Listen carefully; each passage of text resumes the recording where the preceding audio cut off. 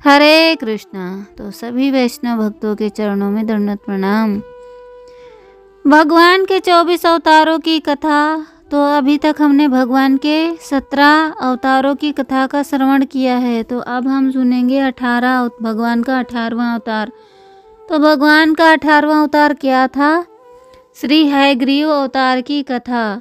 सृष्टि रचना में अत्यंत व्यस्त श्री ब्रह्मा जी के देखते देखते मधु और कैटभ नाम के दैत्यों ने वेदों को हर लिया और तुरंत रसातल में जा पहुँचे।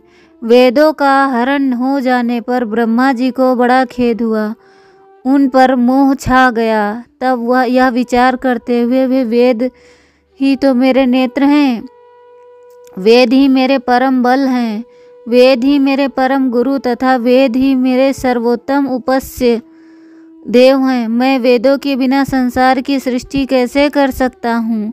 वे भगवान श्री हरि की शरण गए और उन्होंने हाथ जोड़कर भगवान की स्तुति की।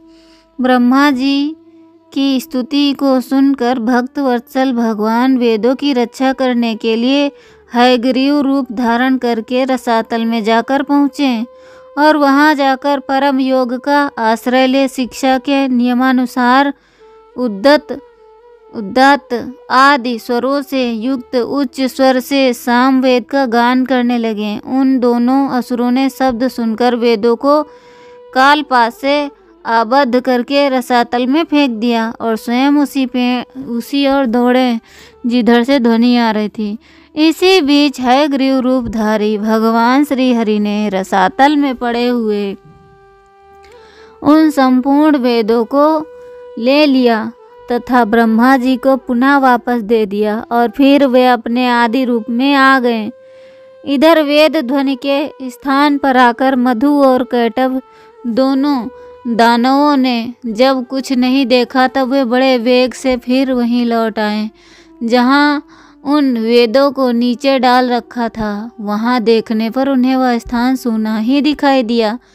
तब वे बलवानों में श्रेष्ठ दोनों दानव पुनः उत्तम वेगों का आश्रय लेकर रसातल में शीघ्र ही ऊपर उठे तो आकर देखते हैं कि आदिकर्ता भगवान योग निद्रा का आश्रय लेकर शेष शैया पर सो रहे हैं।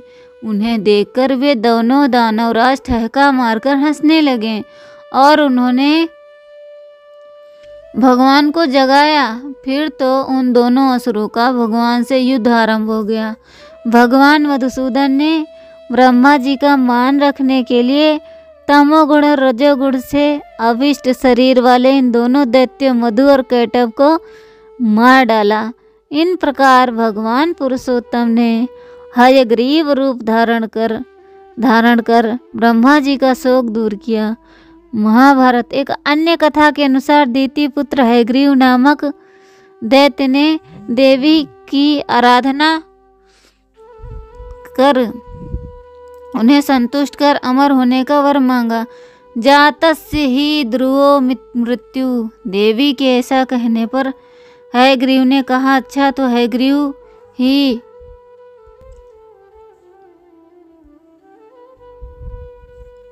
द्वारा मारा जाऊं। भगवान की माया जन्म मोहिनी जगदम्बा इस दैत्य को यह वरदान देकर अंतर्ध्यान हो गई। दैत्य ने सोचा, हयग्रीव तो एक मैं ही हूँ, मैं भला अपने आप को क्यों मारने लगा, और दूसरा मुझे मार सकता नहीं। अतः उन्मत्त होकर अपने अत्याचार से पृथ्वी को व्याकुल करने लगा। तब अपहरण आकारण